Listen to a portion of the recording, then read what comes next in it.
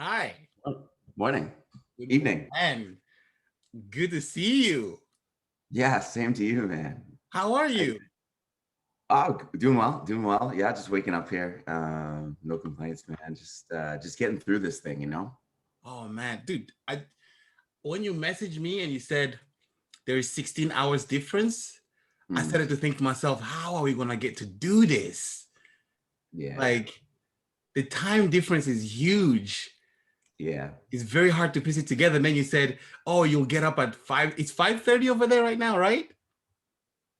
it is. Yeah, yeah, yeah. Oh man, dude, I thank you so much. Thank you so much for taking the time.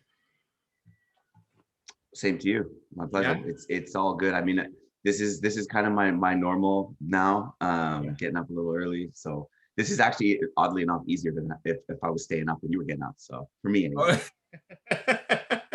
Yeah. Yeah, man. It's been a while though. It's been a long time, you and I, since we talked. Totally, man. Yeah, it's Korea was a great chapter 5 6 years ago now for me, and I've been following what you've been up to. It looks like you've been riding that bike. You've been busy. I've been busy in doing different things, man. I don't know. Uh, a lot of things have kind of since you left, I guess. So when you left, that's when we were all still working for Monkang and all of that. And yeah, and then I think once, what year was it when you left? 2015. 15. Yeah. So I think in the same year, probably that's when I started studying and things changed for me as well. A lot of things changed. Oh, Um, very cool.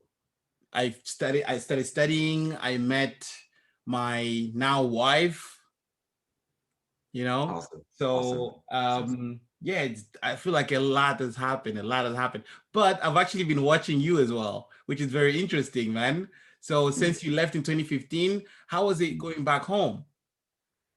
It's been great. I mean, I didn't grow up where I'm living, so that was a bit of a transition.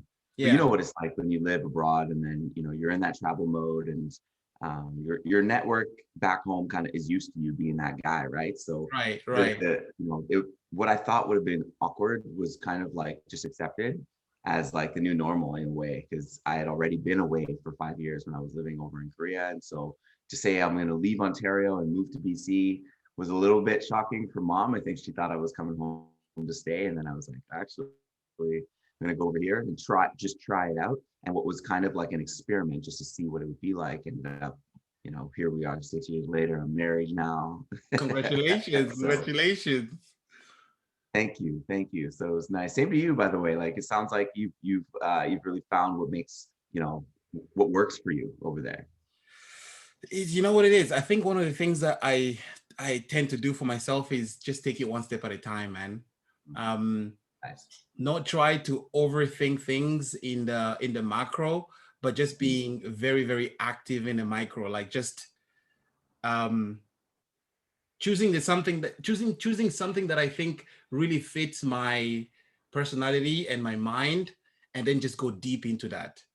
Even awesome. if I know that it's not something that, because I always feel like there is no guarantees, right? So I might be enjoying something now, but Mm, maybe in 3 years' time, some things will maybe in completely different. So right. I try to go in deep now and then just do what I'm doing, see what Mm. if I like it, if I don't like it, it will change, and then um yeah, I just take it one step at a time, man. Don't try to figure it out too much. Is that something you've always done? It's something that I picked up from my sister, actually, funnily enough. She used Mm, to, growing up with her, she used to make these 5 year plans, which I mm, thought was bonkers to me. I was like, why would you, the world could be upside down in 5 years.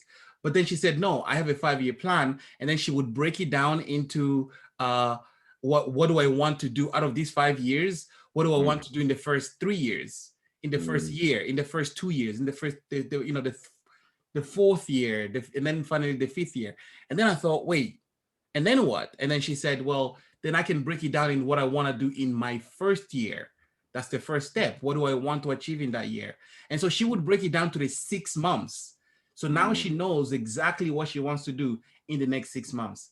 And she did that, and I watched her do it. And she would make these Excel sheets, right? And then she mm. would plan it all out, what she wants to do. And I'm That's watching and I'm amazing. thinking, okay, But I think what I was observing was I saw her getting focus.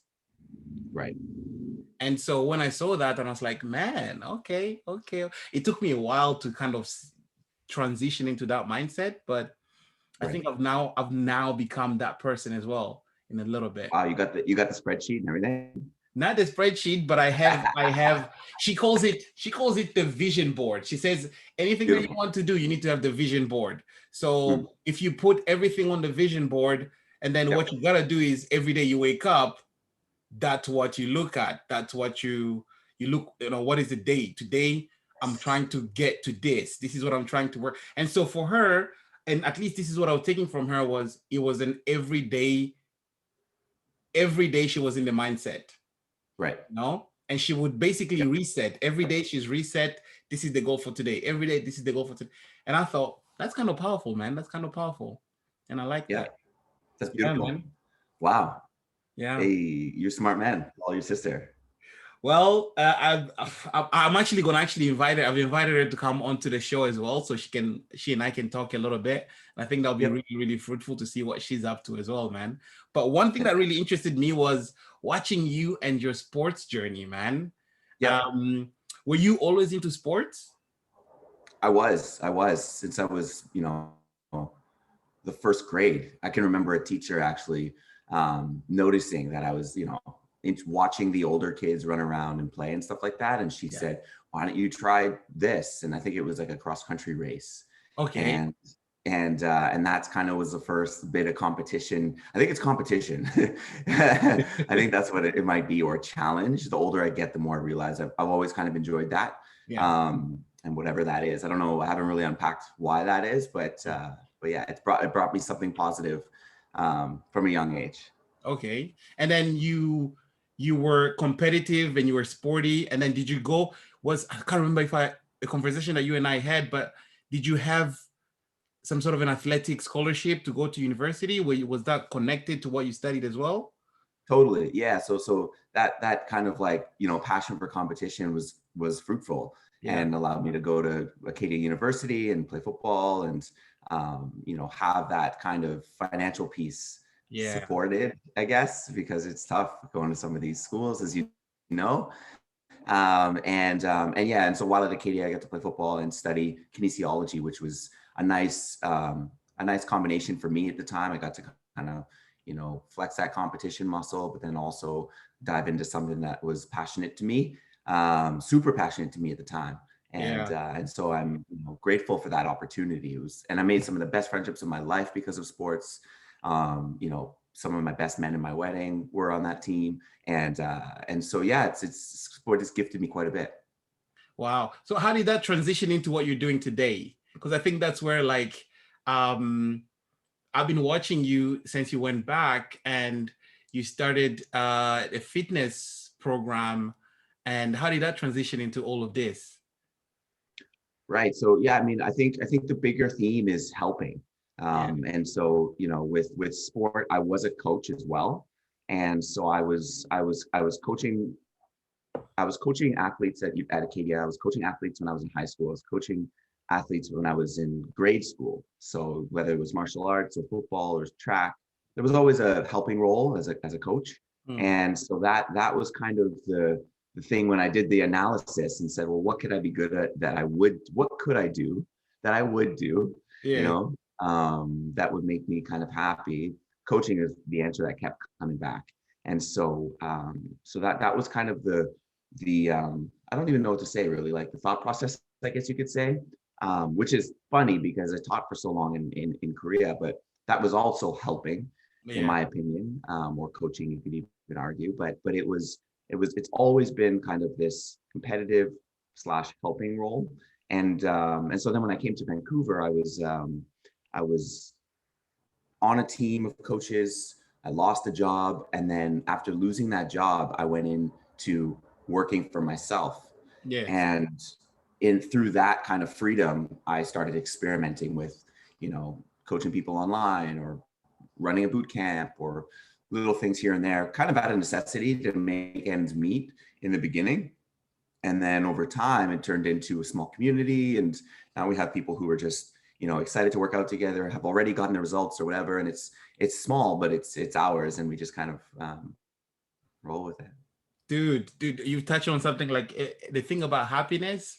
Um, I, for some reason, especially as of late, I've connected the whole idea of like doing different things, even though they don't seem to be connected in some ways or in people's Yes. minds, that they're Yeah. somewhat connected, right? Like Yes. you, even though you came to Korea and you were here, and for Mhm. someone be like, oh, he was teaching English and now he's doing this.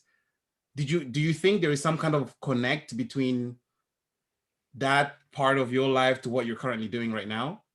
I do. I reflect on that often, actually, Yeah. because Korea was so good to me, and it was, but it was quite a departure from the path I was on. Like it was a pretty abrupt. It was pretty, obviously different in a bunch of ways. I definitely agree with that. And the way I put it is that everything I've done is preparing me for the next thing. Right, And, right, um, right. and so I don't know if it's necessarily for a reason, but it's definitely preparatory. And so I can look back and kind of laugh now to think like, oh wow, like if I hadn't, when I was in Korea, I was practicing public speaking. when I was, Yes, when I was, yes, yes, yes, yes. when I was traveling, I was learning cultural empathy. That's the way I'm choosing to frame things anyways. Yeah. And for me, it's been really, maybe calming is a good word, or therapeutic to kind of look at things that way, to Mm, say that, oh, like this is no matter what's happening, everything is moving in the right direction. yeah. And that's even when things are challenging, that things are still moving in the right direction. As long as you feel, for me, as long as I feel like I'm connected to purpose, meaning, then, the what's and the hows and the dollars and the cents and all those things kind of start to show up eventually. Yeah. Yeah, I totally agree with you, man. I think one of the reasons why I even thought about starting this project was this idea of like we are always more than what we seem to be doing, like this Yeah. idea that so many people could be sitting on an idea that would make them happy, Yeah. and to them it's so distant from their whatever job that they're doing that's paying them a living wage. But actually, Yeah. like if they started tapping into that thing that they really feel is going to be making them happy, it will naturally just bring a lot more joy to their lives. and Yep. and the more people I talk to, the more people who seem to I started to see people who were just, they seem to think that this is just something that is unheard of. And I thought, you know what? Yep. No, I want to bring people on the scene where people can just, and they have to be just ordinary people out there that are just sharing their journeys and things, doing things that they love, right? Yep. And then seeing how that transition for them. So I'm I don't know. I love the idea of pursuing happiness in that way, like doing things that you love. Um, but for you, have you seen any like challenges? What kind of challenges have you experienced transitioning from being a teacher to now being a coach and doing your own programs? What have you faced so far? Yeah, first of all, I think it's really cool that you have that drive and that desire to help people change their stories. Is what I'm Yeah, kind of hearing, is to make a new story. I think ultimately, for me, that's the big thing, is to be able to, like when I was in Korea, for example, I was in a lot of denial. For me, anyway, my Korean journey was wonderful, and there was so many positives, but deep down, I was struggling in a way. I had not really come to terms with what my direction was going to be in life, and so that middle step in Korea, as I call it, was necessary, but it wasn't a clear space mentally. Like I was quite turbulent, and I still am. I'm kind of wired that way, but that denial piece was challenging, because it's I don't know, it's tough to be in that place at times. And yeah, so, but then now, like, I started looking at some of when you ask about challenges, one of the first challenges was examining where I was at. It's like, yeah, what do I want, and where am I, and how am I going to take this next step? And MoonCon closing was kind of the catalyst for that, because it kind of forced that examination. It's like, do I want to go to another Hagwon? Yeah. And while I was in that examination, I was still bartering with myself to say like, well, I like the comforts that I have here with travel. I like this, I like that. But then I had to also look at like, what do I want to do long term? It's been 5 years. Am I going to do another 5 years? So there was that back and forth. That was a challenge Mm. to just start to examine where I was. And then the next challenge was like a reflection and acceptance, like being able to accept like this is over. That was a challenge in itself for me because like I said, I like the travel, I like the people, I like the lifestyle. And I knew that coming to North America again was going to be a different set of challenges, losing some of the freedoms and things like that. So that was a challenge, just the lifestyle change. Then when I came to Canada, I think some of the challenges that I had at first were, what do I say really? Culturally, like leaving the English teaching culture was a challenge because then you come back into a different set of values. 8 weeks of travel isn't a value, in corporate Canada or with necessarily, in most places, maybe as a broad stroke, maybe it is in a lot of places, but I think you know what I mean. Yes, I Like it's do. not really the thing here, right? That work-life balance is something that people are always talking about, but never really, actually trying to execute on. So I think that, or at least not in any kind of, what'd you say, sweeping way where work-life balance is a thing in the culture. I think it's something that's nice to talk about. So work-life balance was also a challenge. I think that once I got here and I started to, and I accepted that I was going to be here, then the next challenge was trying to figure out how to make a life that I, was excited about, or at least felt at minimum meaningful. And so that was looking back, all the bumps, it was so nice to be able to sit back now and think like, okay, you lost your job. You went into all this uncertainty, trying to like network in a city that you didn't know anyone in. That was challenging. Trying to acquire clientele, that's challenging. Trying to execute on programs while doing all of those things still and wearing all the hats of, trying to be an entrepreneur. And, you're the marketing guy, you're the sales guy, you're the chairman, you're the CEO, you're the CFO. Those were challenges as well. And, but all of those challenges were within the frame of acceptance and trying to create a new story.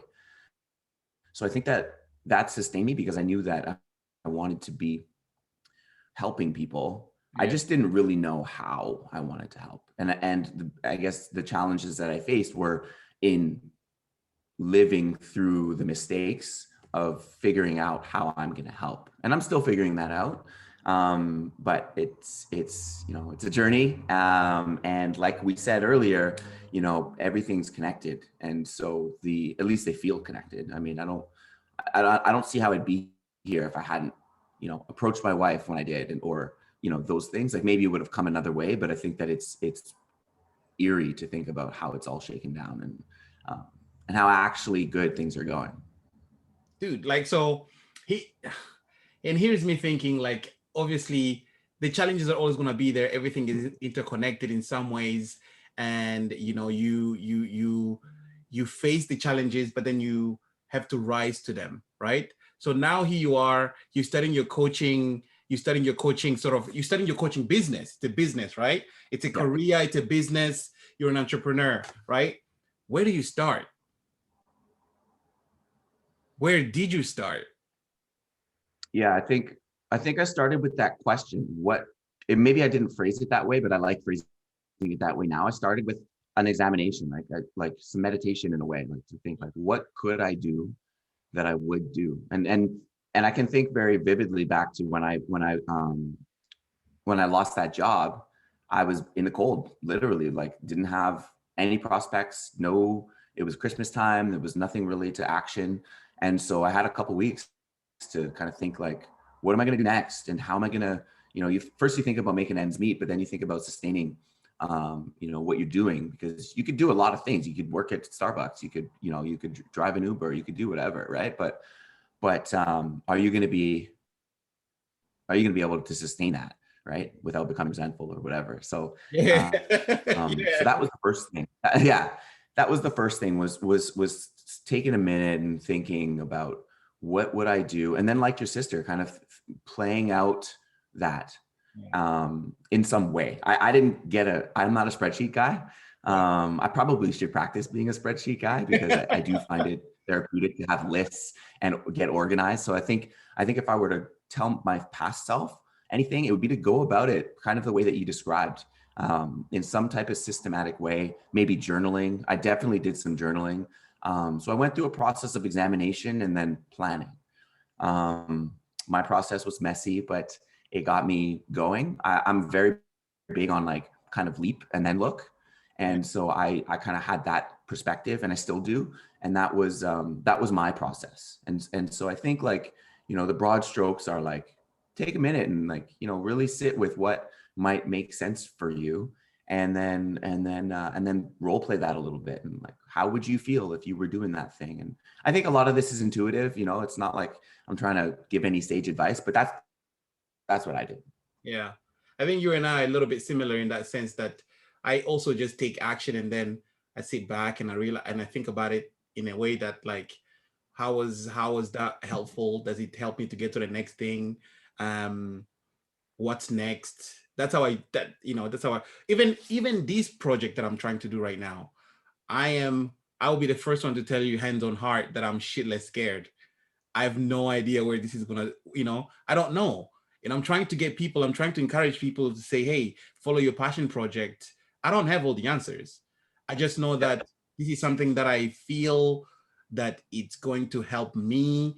It's going to help a lot of other people. It's going to bring a lot of people that I know are doing things to the forefront for others to see and to learn and to educate themselves. And it's going to be like a community of people.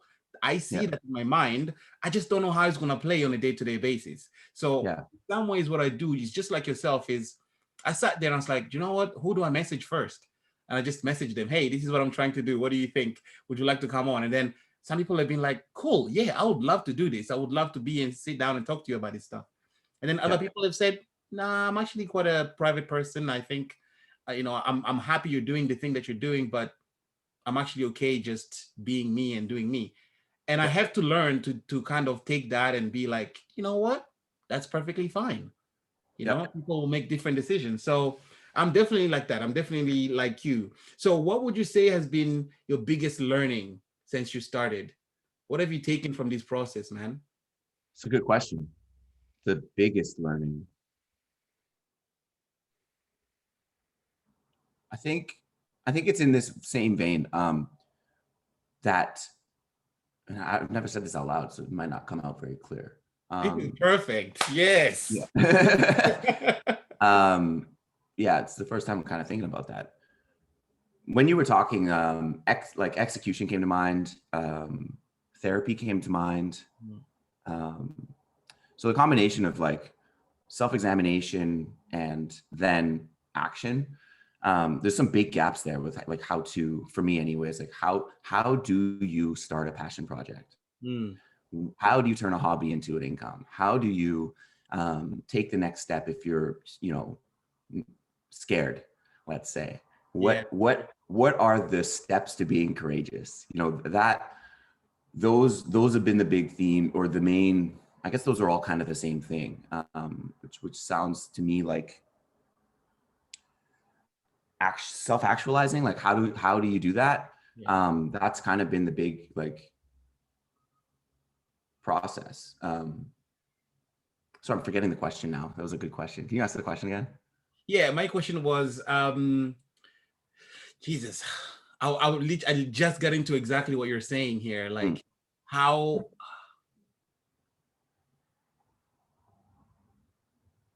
I forgot the question myself, actually. I think it was how do I like, what are the biggest learnings? What are the biggest learnings? Thank you. Yeah. So one of the biggest learnings is that execution is like invaluable. Yeah. So, rumination is not helpful. Like sitting and thinking about the idea has a purpose, but anxiety will creep in and win if there's no movement. Mm. So I believe that it is foundational and essential and non-negotiable to get up and move on the thing. So you're doing that right now in this call. Yeah. You know, I had to get up and start. I started coaching people in Korea. I just had to start moving and executing a little bit. Even though I was scared to do that, I didn't believe in myself.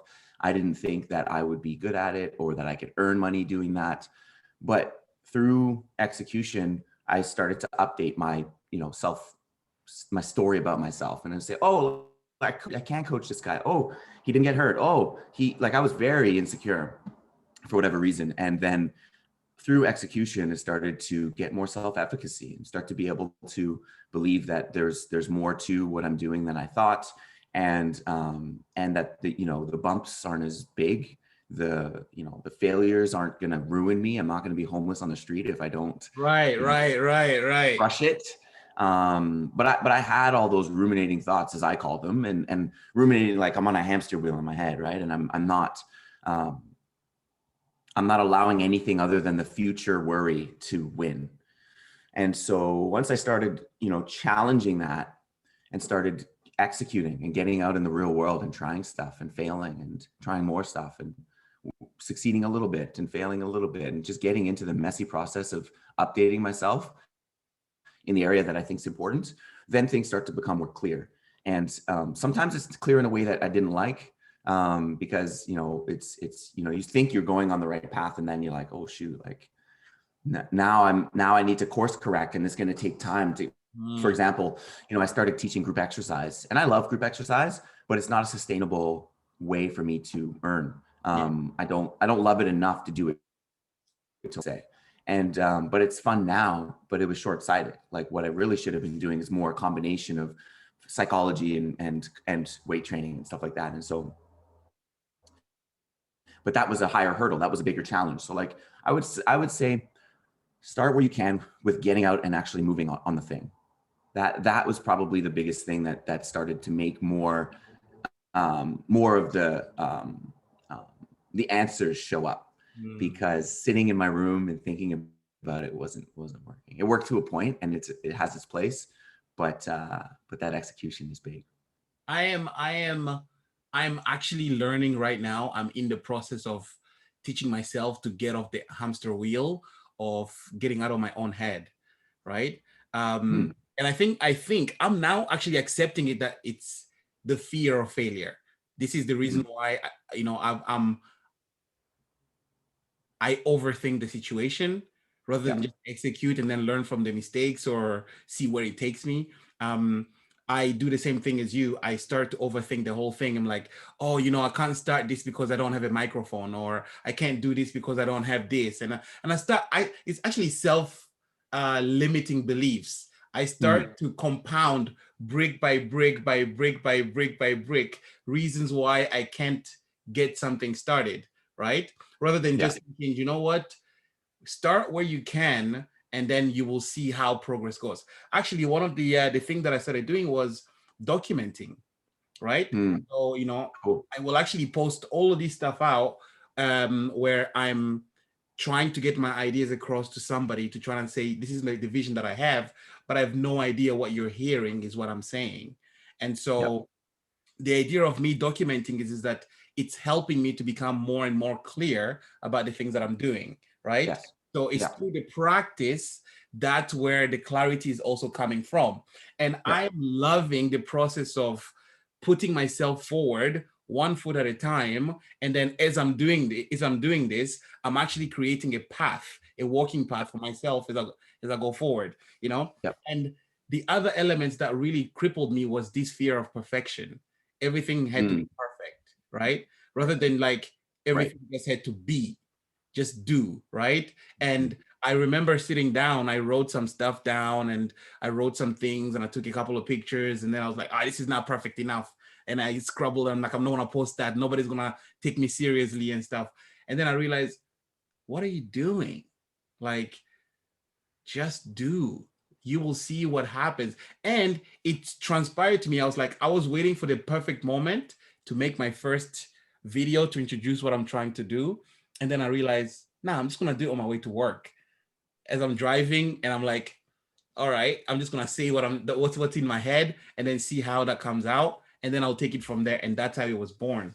And I think so many of us, we cripple ourselves by overthinking the process rather than just executing one thing and then the next thing and then the next thing and then the next thing. What were your biggest fears when you started? Yeah, so that's actually, that ties into what I was thinking about when you were talking there, because one of the things that I was doing that was slowing me down was comparing myself to other people. And Right.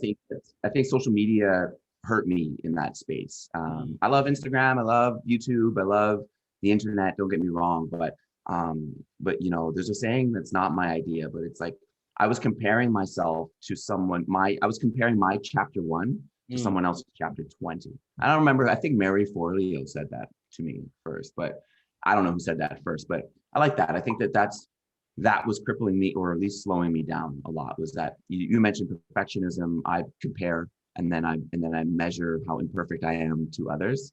But I think that like one of the fears is it was allowing myself to compete against myself. That was scary for me, Yes. because I Yes. could really feel the gap in my potential where you know, I want to grow into this guy. I have this idea, but the vision of the idea and the reality that I'm in are so far apart, um, emotionally, literally, you know, imaginatively.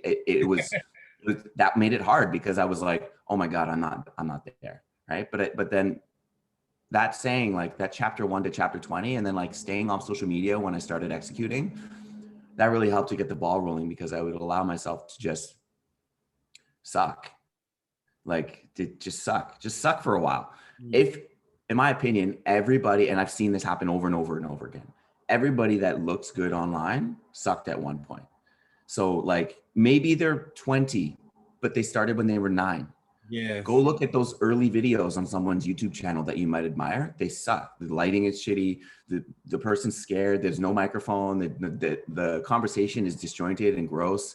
But it's still beautiful because they're trying, Yeah. right? And so that polished, you know, clean, fun, charismatic, interesting, engaging, all of those things come with experience and wisdom, not just because you want to try it. And I think that for me, the fear of sucking was pretty big, because as an athlete, everything, I was gifted with genes that allowed me to do things without sucking really early. Mm. But as a business person, I didn't get those genes. You know, I had to, I had to lift some mental weight, man, and Yeah. I really needed to get, in that mental gym, you know, to use a shitty analogy, and I think that was a big fear of mine, was starting to move into that gap where I was weak, and I was dumb, and I was, you know, and that's how I talk to myself. Okay, I'm not trying to say anyone who's starting out is weak or dumb. Don't get me wrong, guys. That's not the point. The point is that we all have a growth to make in order to be great, and it's a part of life, and so it's going to be and it's a good part of life. If there was a pep talk around fear, is that the fear is pointing to the thing that you could do, and that if you weren't afraid of it, it's probably because the message isn't for you, in my opinion. Mm. I think somebody said this to me recently. I had a quick meeting with someone who allowed me. I'm actually going to air that as well. They said to me, I said to them, listen, I'm scared. I'm shitless scared for what I'm trying to do. And then he looked at me and goes, Tobes, if you weren't scared of this, then it probably wasn't big enough. And like, you know, like you should be scared of what you're trying to do. It should be scary, you know? And even as you were talking, I remember, like, I'm now connecting everything to sport. Life to me now is like a sport. It's really Nice. crazy, right? And I remember, Yeah. so before COVID, I threw myself into, when I was in Korea, when I first arrived in Korea, I played a little bit of soccer, then I got into running, and then I got into biking. And then after all of those things happened, I had a minor injury in my back. I tried Yep. Muay Thai, didn't really help for like 3 months. And then I threw myself into CrossFit. I did CrossFit for 2.5 years, almost 3 years before COVID, you know, kicked Wow. in. And Wow.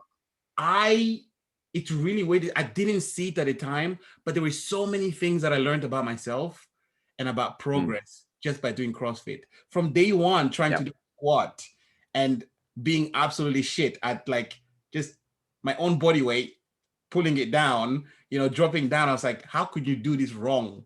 It's babies can do these things. Yep. But I was crippled by not being able to do things right at the very beginning. And then, man, and I'm glad I actually documented it. I think I got, my wife once said to me was, if you're doing all this CrossFit, why don't you record some of these videos and put them online? And I thought, great. And then I started doing them, not for other people to see, Mm. but to observe my own progress. And by Nice. the end of like before COVID actually hit, I was going to CrossFit gym 6 times a week and I was Mm. loving it. And my improvement was just like, I could feel I was like, wow, this is what it's about. So I now equate all of these things that I'm trying to do now, just like me being in my day one in that CrossFit Mm. gym. And the coach says, hey, try to do a squat. And I'm like, I'm struggling. Yep. Yes, but that's not the case after 6 months, after a year, after a year Yep. and a half. There is always going to be Yep. progress, right? So that's Yep. cool, man. Yeah. And you also kind of touched on community, Yeah. because CrossFit is a great example of fitness community that's supportive and progress focused and positive. And I think that's one of the major benefits of CrossFit. I think even beyond the workouts, it's the people going through the struggle together. Yes. That's the thing that kind of makes it special, in my opinion. And that's so cool. And I think that that's something that your viewers might also consider is like, maybe you're not a person that needs community. There's definitely people like that. But I am, and I wasn't doing that for so long. I was trying to do it myself and be, self-made and all like this BS. And so, but now I'm part of a team and I'm happier than ever. And I think teamwork definitely helps. So that could be something that could also help limit some of the challenges, is like, maybe just if you want to do what Toby's doing, connect with him or connect with another person who's doing something even remotely close to what you're doing. You can just not be alone. That's a big learning. It's like nothing alone. It doesn't work that way, I don't think. I'm a huge believer in the whole community aspect. I think part of the reason why I started all of this is not just from what I've learned from sports, is the idea that what everybody's going through, you're not alone. Somebody else Mm. is going through it, right? And maybe Yeah. someone, like for me, this is something that I'm so religious about. Like Kevin went through some hardship.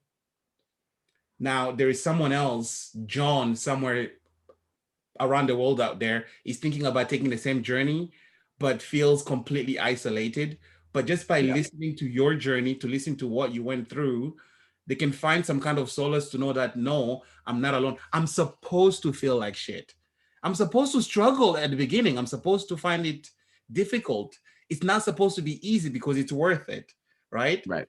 Yeah. So this whole concept, and especially when it's coming from somebody that is not like, it's we don't, it's not someone that feels so separated from us. It's not somebody that is like some super famous person out there who's a millionaire and has done this and has done that. It comes from someone that could be your neighbor, Yeah. and that's the community that I think is necessary, where we can all identify with each other, man.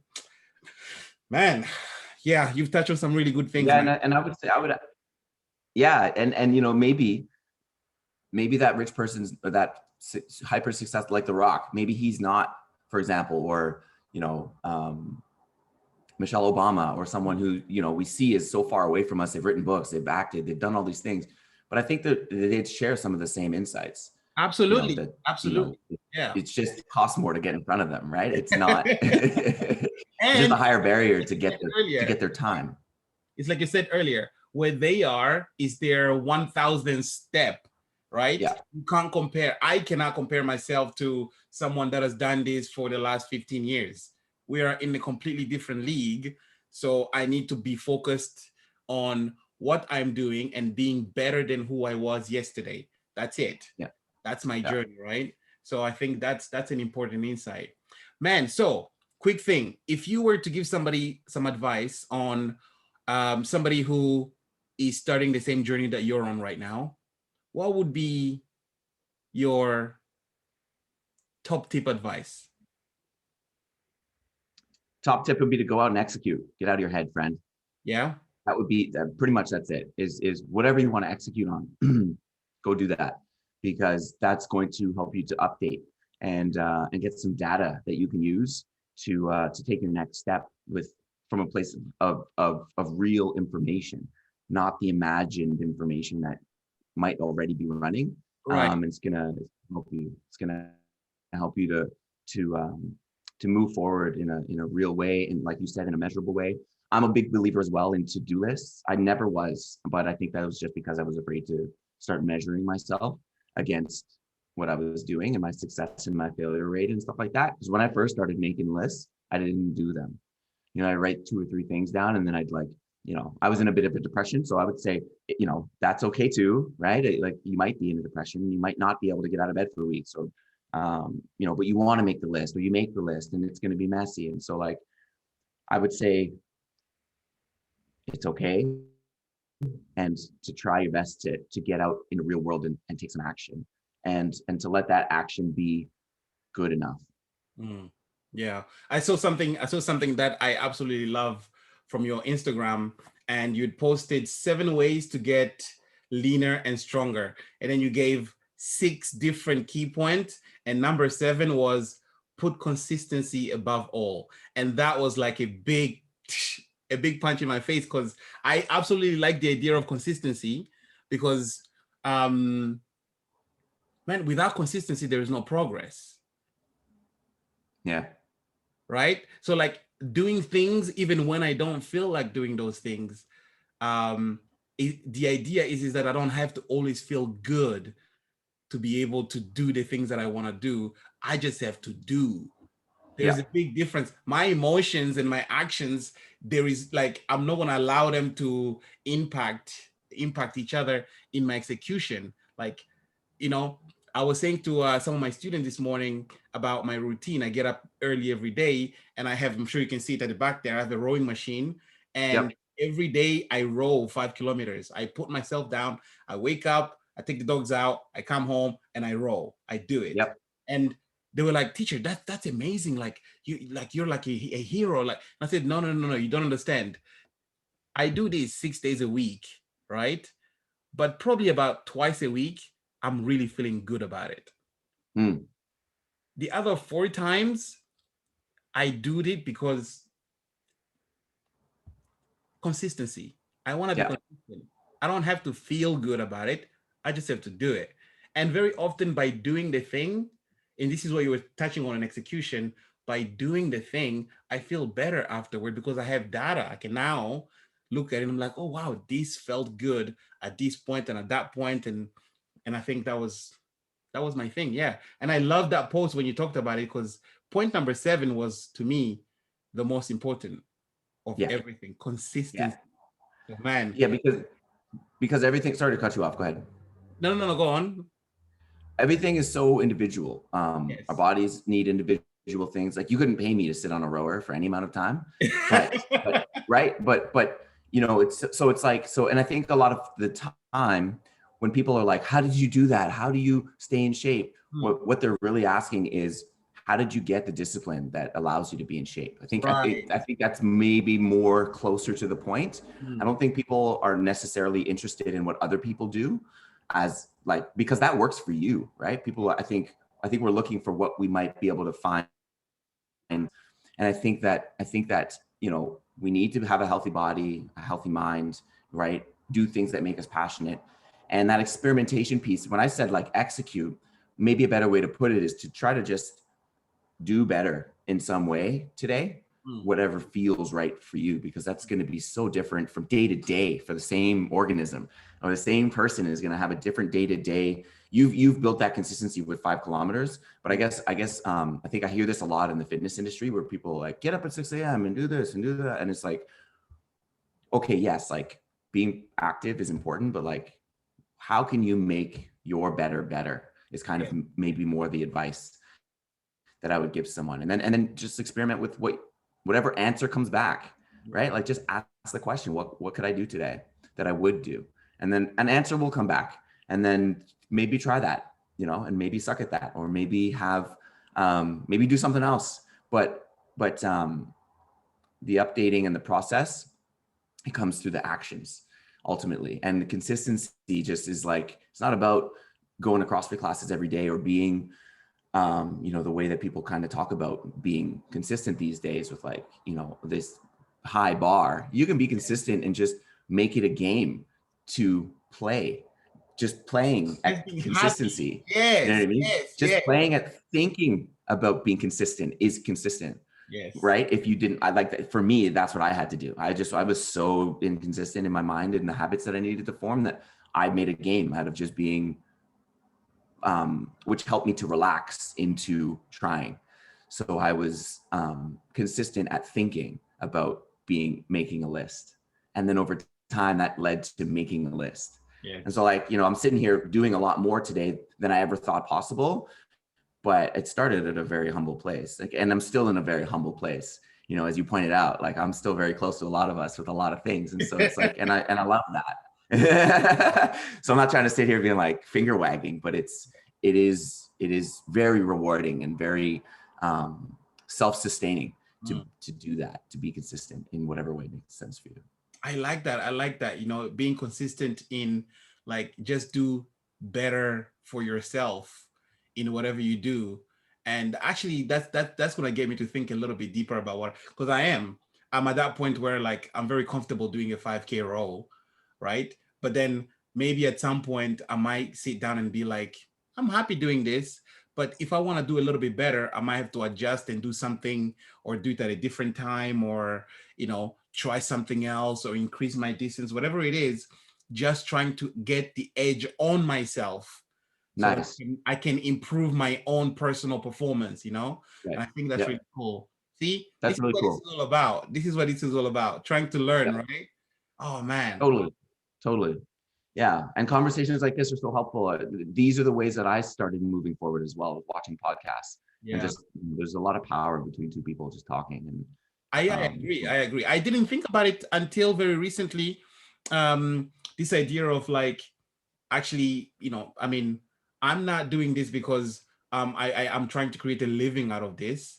I'm just doing this because I feel like it's something that is needed, and it's something that's going to bring a certain amount of joy in me, and nice. It's going to create, like it's going to create joy in me. Joy in you.